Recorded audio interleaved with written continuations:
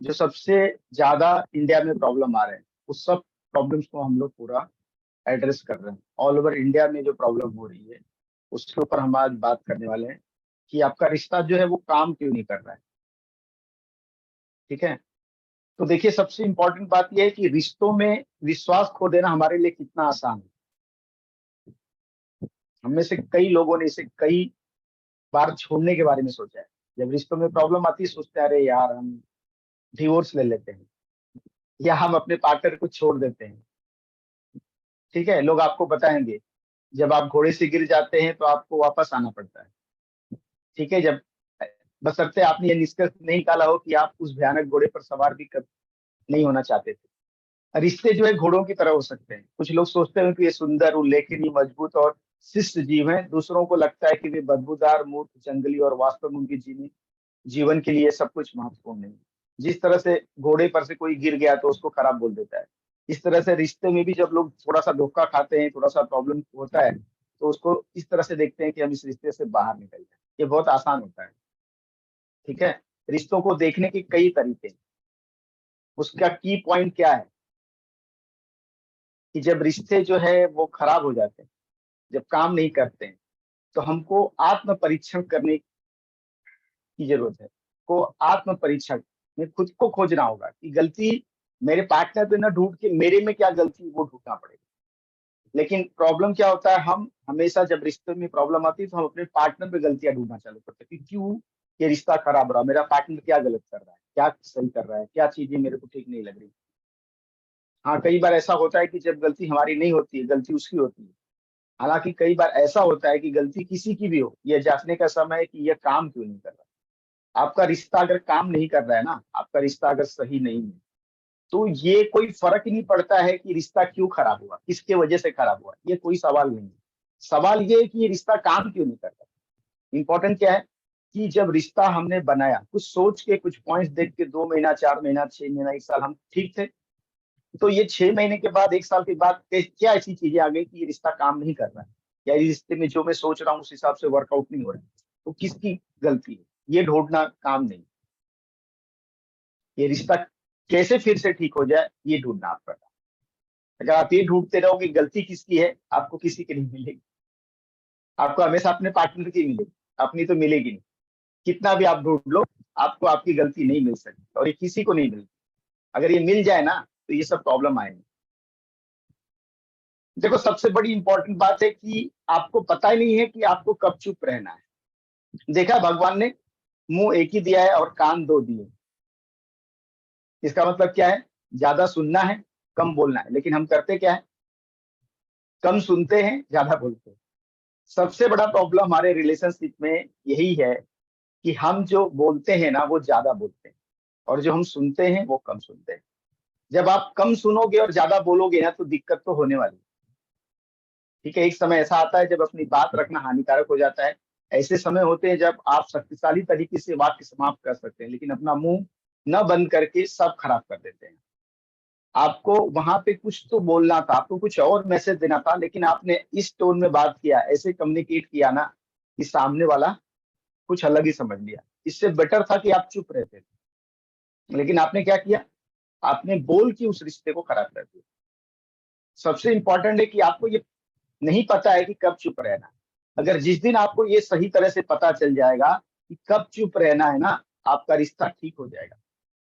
और ये आपको सीखना पड़ेगा। आपको हमेशा अपने पति से या अपनी पत्नी से बात करना या रिप्लाई देना जरूरी नहीं है, सुनना ज्यादा जरूरी। और सुन के सही जवाब देना ज्यादा जरूरी, उससे भी ज्यादा जरूरी। सुन के सही, अगर आपको लग रहा है कि आप उसके लिए कैपेबल नहीं हो, तो आप जवाब मत दो, वो भी चलेगा। लेकिन आप गलत जवाब देके उस रिश्ते को खराब करना, ये सही नहीं। ठीक है, आप सभी को अपनी बातें शेयर करते हैं। ठीक है, आप अपने फ्रेंड्स के साथ। ठीक है, जब आपको चोट लगती है तो आपके लिए जो लोग मौजूद रहते हैं। देखो, सबसे बड़ी बात है ना कि आप सभी जगह बातों का रायता फैला देते हैं। मतलब जो काम अभी ऐसे कुछ हो गया, हस्बैंड वाइफ में झगड़ा, तो आप अपनी फ्रेंड से बता रहे हैं यार मेरी वाइफ तो ऐसा कर रही है, या अपने रिलेटिव्स में कहीं किसी से कर रहे हो, अरे मेरी वाइफ तो ऐसा कर रही है, वैसा कर रही है। या वाइफ जो है वो अपने हस्बैंड के बारे में बोल रही है, अपने सहेलियों से जाके राय ले रही है। अब सहेलियां क्या राय देंगी, सहेलियां भी तो उसी उसी स्टेज पे है ना, उनका भी हस्बैंड, वो आपको समर्थन देगी, अरे सही आपका हस्बैंड ही खराब है, सही बोल रहा है, मेरा हस्बैंड भी ऐसे ही करता है, मेरा हस्बैंड भी मेरे साथ ऐसा ही प्रॉब्लम क्रिएट करता है। अब आपका बात तो बनने की जगह बिगड़ने लगी। अब आपको लग रहा हाँ I am right, yes yes yes, मैं जो हूँ सही हूँ, मेरा हस्बैंड ही गलत। इसी का उल्टा भी वैसे ही है, हस्बैंड जब जाके अपने दोस्तों से बात करता है तो वहां पे भी ऐसे ही लगता है, हाँ मैं सही हूँ, मेरी वाइफ ही गलत। और जब ये बातें शेयर करते हैं, देखो शेयर करना बहुत अच्छी बात है, लेकिन किसके साथ शेयर करना ये आपको अंडरस्टैंड करना पड़ेगा। वो एक ऐसा व्यक्ति जो आपके लाइफ में आपका मार्गदर्शक हो, जो आपका गुरु हो, जो आपको सही और गलत की राय देता हो, सही चीज बताता हो, उसकी राय लेना बहुत इंपॉर्टेंट है। लेकिन सबसे शेयर कर देना ये चीज सही नहीं है। अगर आप सबसे शेयर करोगे तो आप एक परसेप्शन ऑफ माइंड में जाओगे, जहां पे आप अपने आप को सही साबित करते रहोगे, और यही आपके रिश्ते को खराब होने का मूल कारण है। आपके दोस्त हमेशा आपको अच्छा बोलेंगे और आपके पार्टनर को गलत बोलेंगे, बिकॉज वो चाहते हैं कि आप उसके सेंटर ऑफ अट्रैक्शन में हो। तो कभी भी आपका दोस्त आपके बारे में गलत बोलेगा नहीं, और लोगों को लगता है कि आपका दोस्त, आपका सच्चा दोस्त वही है जो आपकी बुराई को भी आपके सामने बोल पाए। वो आपका दोस्त सही है ही नहीं जो आपकी हमेशा तारीफें करे। ठीक है, इसलिए हमेशा बोला गया है कि निंदक नियरे राखिए आंगन कुटीर छवाए। इसका मतलब क्या हुआ, कबीरदास ने कहा है कि जो आपकी निंदा करते हैं ना उनको अपने पास में रखिए, न कि जो आपकी तारीफ करते हैं उनको अपने पास में रखिए। तारीफ करने वाले को तो सब लोग रख लेते हैं, लेकिन निंदा करने वाले को लोग दूर करते हैं, और वही आपका सही।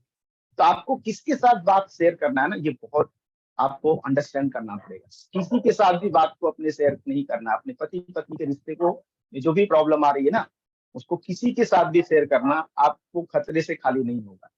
देखो सबसे बड़ी बात, तीसरी बात ये है कि जब आप ये स्वीकार करने से इनकार करते हैं कि आपको अपने जीवन साथी में कुछ बदलाव करने की आवश्यकता है। जैसे आप बहुत बार सुना होगा ना, देखो मैं किसी के लिए बदलने वाला नहीं, मैं जैसा हूं वैसा ही रहूंगा। ये कब तक सही था, जब तक आप मैरिड नहीं थे, लेकिन जब आप शादीशुदा हो गए ना, तो आपको अपने पार्टनर के हिसाब से बदलना पड़ेगा। चाहे आप पति हो चाहे आप पत्नी हो, आपके जो भी कंडीशनिंग थी उस कंडीशनिंग को इस कंडीशनिंग से ठीक करना पड़ेगा। जो आपका नया रिश्ता बन रहा है उसके हिसाब से आपको ढलना पड़ेगा। आपके बात करने का तरीका, आपका टोन, आपका काम करना, आपका उठने का टाइम, आपका सोने का टाइम, आपका जाने का टाइम, आपके बात करने की टोन, सब कुछ आपको बदलाव करना पड़ेगा। ये बोलने से नहीं कि मैं बदलने के लिए तैयार नहीं। अगर आप बदलने के लिए तैयार नहीं है तो आप टूट जाएंगे, आप रिश्तों में स्ट्रगल करेंगे, हमेशा करेंगे। लाइफ में वही लोग रिश्तों में स्ट्रगल नहीं करते जो हमेशा बदलाव के लिए तैयार रहते। तो आपको बदलना पड़ेगा, परिस्थिति के हिसाब से सोचना पड़ेगा। चौथा पॉइंट है कि आप दूसरों से अपेक्षा करते हैं कि वे आपकी समस्याओं को स्वीकार करें। बहुत अच्छी बात है, आपको मेरी कमियों को स्वीकार करना चाहिए, और यह केवल आधा सच है। क्यों? कि आप उनसे कहते हैं मैं स्वीकार करता हूं कि आपको समस्याएं हैं, लेकिन इसका मतलब ये नहीं है कि मैं उन्हें अपना बना लूं। दूसरों से अपेक्षा करते हैं पर खुद के समय पीछे हट जाते हैं। समझ रहे हैं बात को? कहने का मतलब क्या है कि आप दूसरों से तो अपेक्षा करते हैं, क्या अपेक्षा करते हैं कि वो आपकी समस्याओं को एक्सेप्ट कर लें, लेकिन जब सामने वाले की समस्या को एक्सेप्ट करने की बात आती है तब आप पीछे हट जाते हैं। तब आप बोलते हैं अपने पार्टनर को कि ये तुम्हारी समस्या है, तुम देखो। कोई भी समस्या जो भी उत्पन्न होती है उसके लिए आप उसको सहयोग करो। आपके पार्टनर, उसने गलत भी कर दिया हो, उससे कुछ गलती भी हो गई हो, कभी भी आपको उसका समर्थन करने की आवश्यकता है। अगर आपने उसका समर्थन किया तो बहुत सारी चीजें बदल जाएगी। आज आपको बहुत ध्यान से सुनना, क्योंकि आज मैं एक एक पॉइंट बताऊंगा।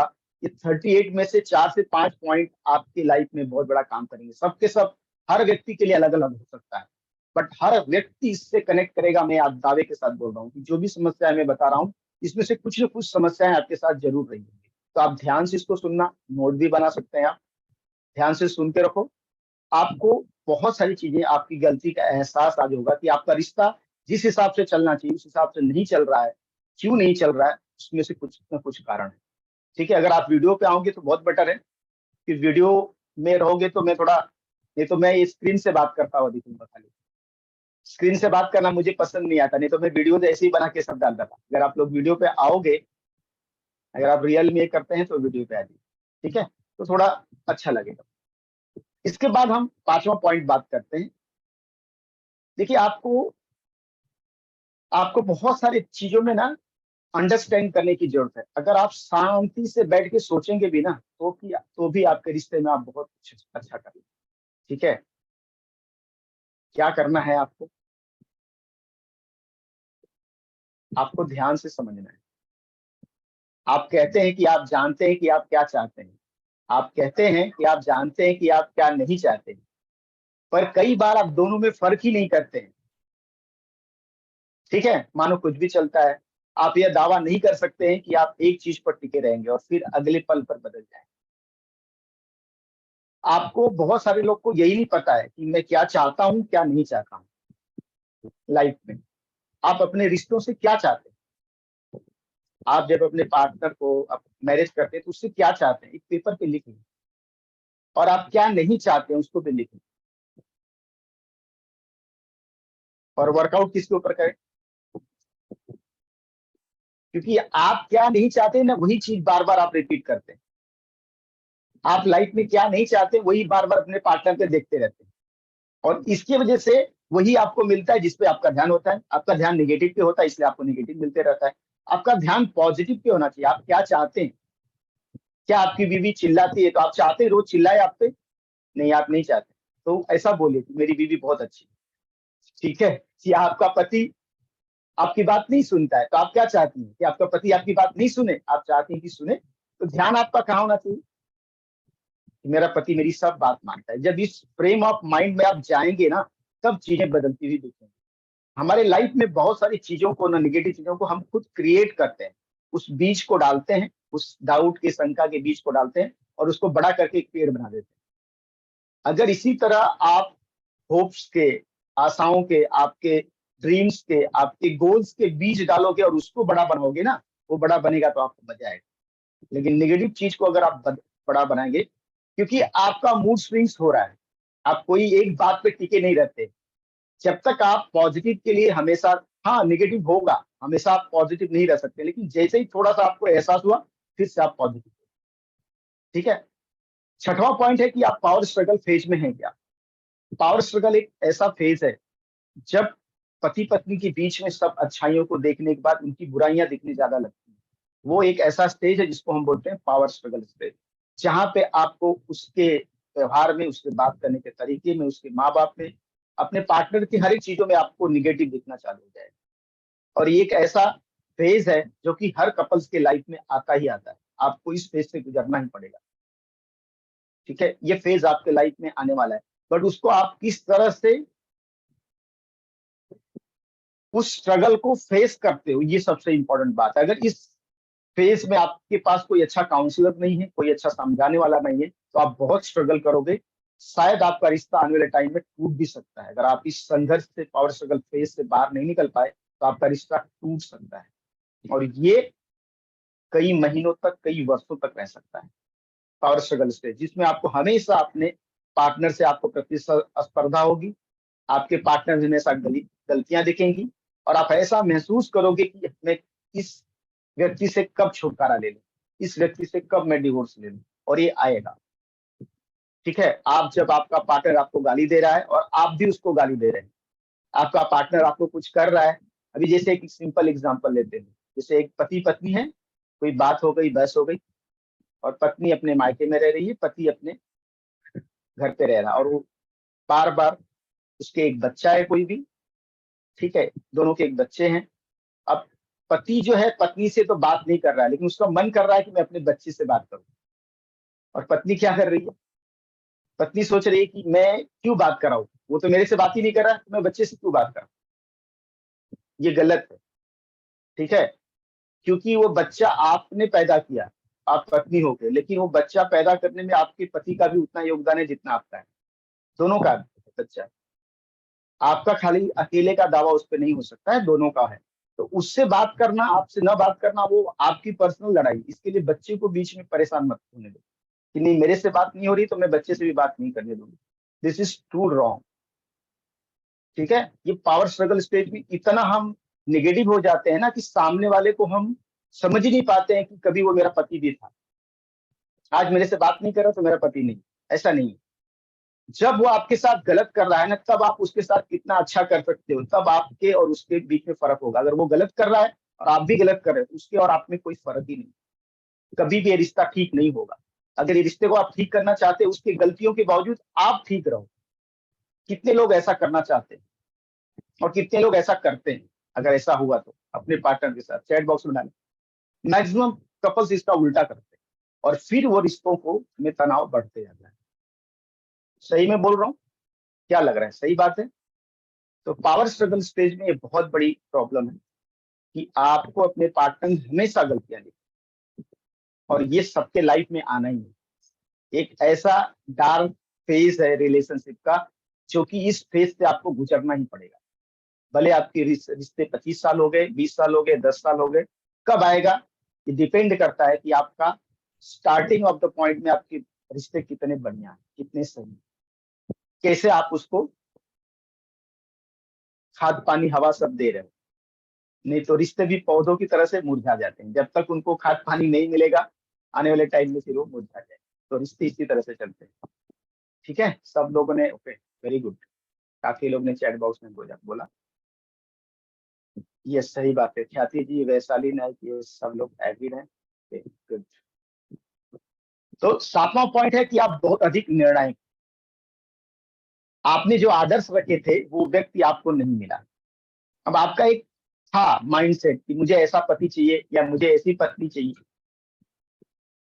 आपको वो नहीं मिला, कोई बात नहीं। आप उनसे इस तरह से भी बाहर आने की उम्मीद नहीं कर सकते। आपका साथी आपके 80% जरूरतों को पूरा कर सकता है, बट 100% नहीं कर सकता। अगर आप सोचोगे कि आप इस सब चीजों को 100% मेरा पति या मेरी पत्नी पूरा कर सके, ये पॉसिबल नहीं। अगर बहुत अच्छी आपकी पत्नी है तो 80% आपकी जरूरतों को पूरा कर पाएगी, 50 से 80% के बीच में। और बहुत अच्छा पति है तो 40 से 60% के बीच आपकी चीजों को पूरा कर पाएगा। जेंट्स के लिए और कम है, लेडीज थोड़ा ज्यादा कर लेती है। जेंट्स तो 40 से 60% के बीच में स्ट्रगल करते हैं, 40 to 60%, and ladies are more powerful, वो थोड़ा ज्यादा कर पाती है, जरूरतों को पूरा करने में अपने पार्टनर को सहयोग करती हैं। बट जेंट्स जो होते हैं इसमें बहुत सारा प्रॉब्लम होता है। पर आप नहीं मानते हैं कि सिर्फ इसलिए क्योंकि आपको उनमें छोटी मोटी खामियां मिलती हैं। देखिए, आप अगर अपने पार्टनर में कमियां निकालोगे ना, तो हर व्यक्ति में कमियां हैं, हर व्यक्ति में कमियां हैं। उसके अंदर वो कमियां थी, आपने वो अच्छाई की, इसीलिए आपको तो मिलाया, क्योंकि आप उसमें अच्छे हो। कोई कोई डिसिप्लिन बहुत होता है, कोई कोई नहीं होता है।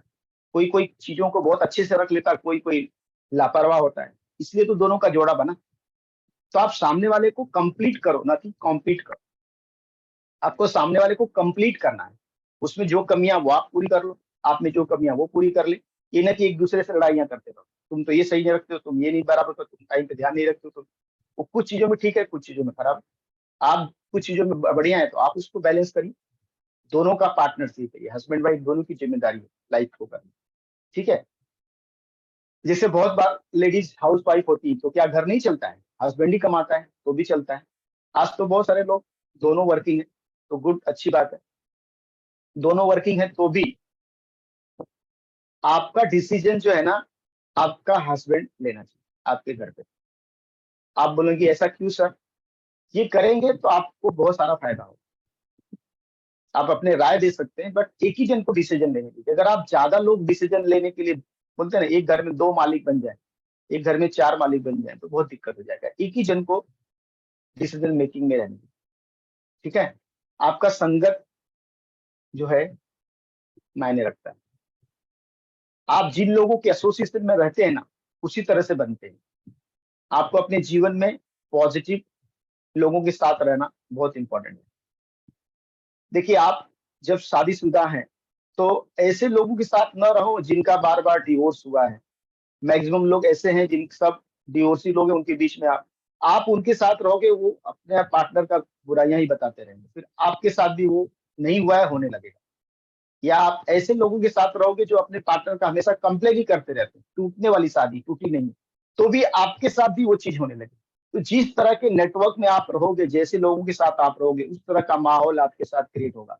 तो अगर आपके लाइफ में अपने रिलेशनशिप को बढ़िया रखना है, तो आपको एक चीज और ध्यान रखने की जरूरत है, और वो है कि आपको सही लोगों के एसोसिएशन में रहना। सही लोग मतलब जो अपने लाइफ में, अपने मैरिड लाइफ में सक्सेसफुल है, उन लोगों के साथ रहना। ठीक है। और अगर इसका इंग्लिश पीडीएफ भी मेरे पास है, किसी को अगर हिंदी का प्रॉब्लम का तो इंग्लिश भी मिल जाएगा, डोंट वरी। इंग्लिश में भी ये सेशन का हम पीडीएफ आपको भेज देंगे, जो जो लोग हिंदी में कंफर्टेबल नहीं है। और सबसे इम्पोर्टेंट बात है कि हम बहुत सारी लैंग्वेज पे काम करने वाले हैं, तो आपको आने वाले टाइम में हम वो लैंग्वेजेस में भी चीजें देंगे, तो डोंट वरी। आपकी खुद की लैंग्वेज में भी आने वाले टाइम में हमको चीजें देंगे। 9वां पॉइंट क्या है कि आपने छोड़ना नहीं सीखा। देखो, स्वीकृति जीवन का एक हिस्सा है, एक्सेप्ट करना जीवन का एक पार्ट है, जिससे हम हमेशा संघर्ष करते हैं। हमें ये सीखना होगा कि हम अपने अतीत की चीजों को कैसे स्वीकार करें और उन्हें वहीं छोड़ दें। जो पीछे हो गया, गलत या सही, उसको वहीं छोड़ देना, उसको लेके ढोना नहीं आगे। जब तक आप पास्ट में रहेंगे ना, आप लाइफ में कभी भी आगे ग्रोथ नहीं कर पाएंगे। आप पास्ट को लेके जितना ज्यादा परेशान होंगे, उतना ही ज्यादा आपको तकलीफ होगी। इसलिए जितना भी आपके लाइफ में, पास्ट से आप सीख लो कि आपके साथ ये गलती होगी, ये प्रॉब्लम है, लेकिन पास्ट को याद मत करो, उसके लेके सहानुभूति मत जताओ। हमेशा आप अपने आप को कि मेरे साथ ऐसा हो गया, मेरे साथ तो ये हो गया, मैं तो ये हो गया, वो हो गया, मेरे साथ तो बहुत लोगों ने मुझे धोखा दिया, मेरे साथ बहुत सारे लोगों ने मेरे साथ ऐसा किया, वैसा किया।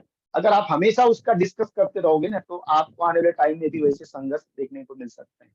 लेकिन आप उससे सीख लेके आगे बढ़ेंगे ना, तो आपके लाइफ में सब कुछ अच्छा हो जाएगा। आप हमेशा अपने पार्टनर को, मेरे साथ पहले ऐसा किया था, पहला वो किया था, अभी भी ऐसा कर रहा हूँ।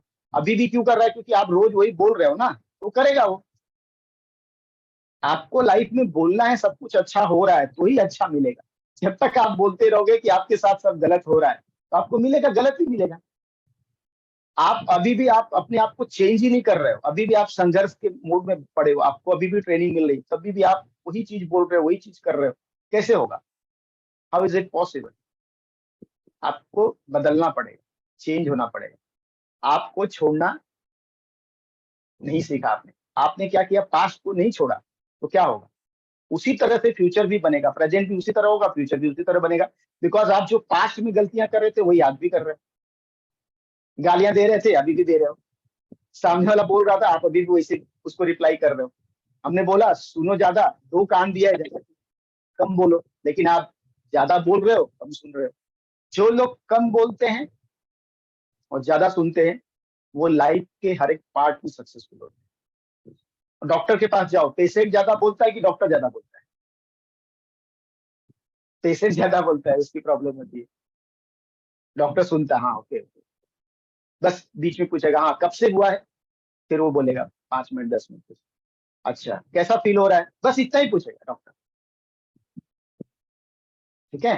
That is the thing. इसी तरह आप जब भी जाते हो ना, तो आप लोगों को, अपने पार्टनर को कंफर्टेबल फील कराओ। जेंट्स लोग को बोलूंगा, अगर आपको सक्सेसफुल होना है, अपनी वाइफ को ज्यादा की बातें ज्यादा सुनो ध्यान से, ज्यादा रिप्लाई मत करो, अप्रिशिएट करो। आपका पार्टनर, आपकी वाइफ खुश हो जाएगी, और फिर आपका रिश्ता बहुत अच्छा चलेगा। 10वां पॉइंट है कि आपको बहुत अधिक प्राउड है, अभिमान है। ये सबसे बड़ा रोड़ा है आपके रिश्ते का। ठीक है। और आप इसको छोड़ने के बजाय दोगुना करते जा रहे हैं। जब आपका, बोलते हैं ना, ईगो आपको बहुत है, और आप इसको बड़ा करते जा रहे